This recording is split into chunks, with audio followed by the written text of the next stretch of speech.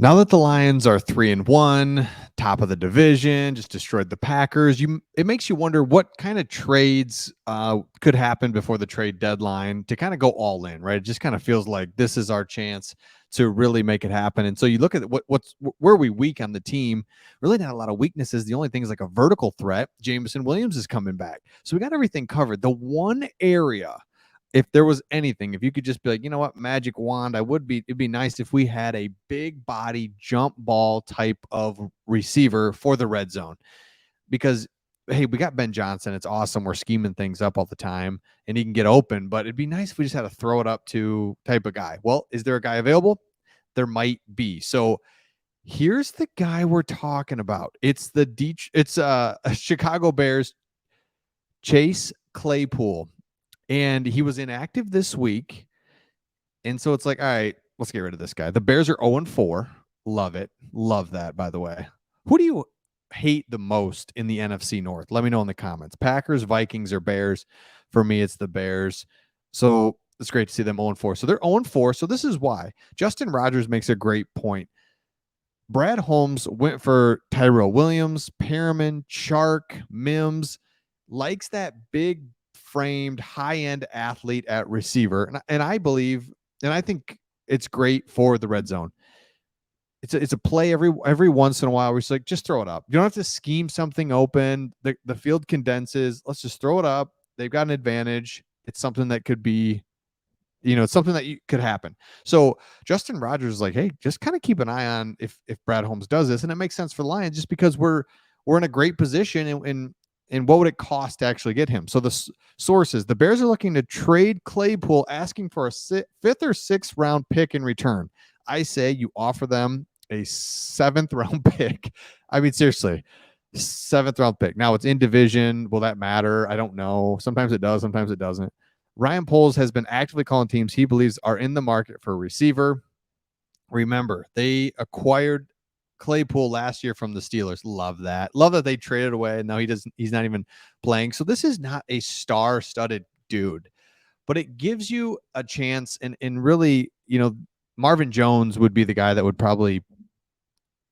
we'd cut. I mean, unfortunately, Marvin Jones is just not doing it.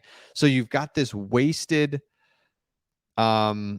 receiver on the roster right now in Marvin Jones. You just do. He's not playing much. And when he does, he drops the ball. He can't get open, fumbled that one against the Chiefs. So I kind of like this a lot. So now I'm sitting in front of my computer rethinking the entire thing. Justin makes a point. The Lions have really been trying to get that X receiver for this team for a while and keep striking out.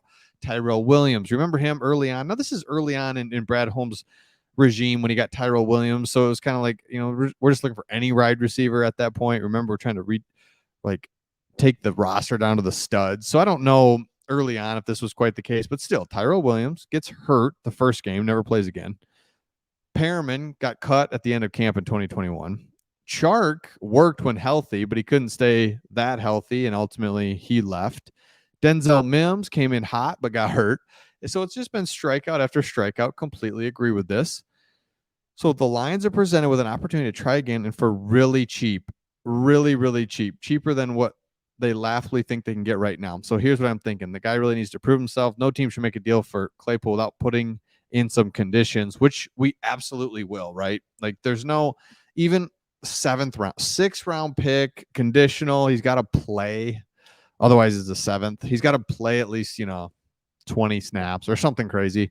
Easy, just where it's like, in case we just absolutely cut him right away after 1 week and he never plays and he's inactive. But the Lions have an opportunity. So I like this trade. Let me know your thoughts in the comments. If we can trade for a 6th or 7th round pick for a big bodied receiver that, again, would take the place of Marvin Jones. So it's not like, man, we're loaded at wide receiver. Who do we get rid of? How does he make the roster?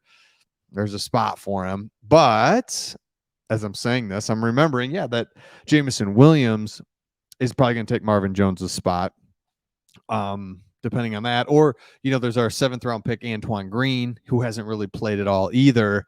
So there's 2 receivers right there that aren't really being used. And so Claypool, again, he's not going to be in a lot, but he gives us that option. We play a tough defense. We're having trouble in the red zone. it's tough to scheme things up as good as Ben Johnson is. Now you can just do a jump ball every once in a while and give yourself a chance, and a great chance, really. If you got a big bodied receiver, go up. Let's just run some fades, stuff like that, right? To just give us an opportunity. So let me know your thoughts in the comments, and we'll see all of you on the next one.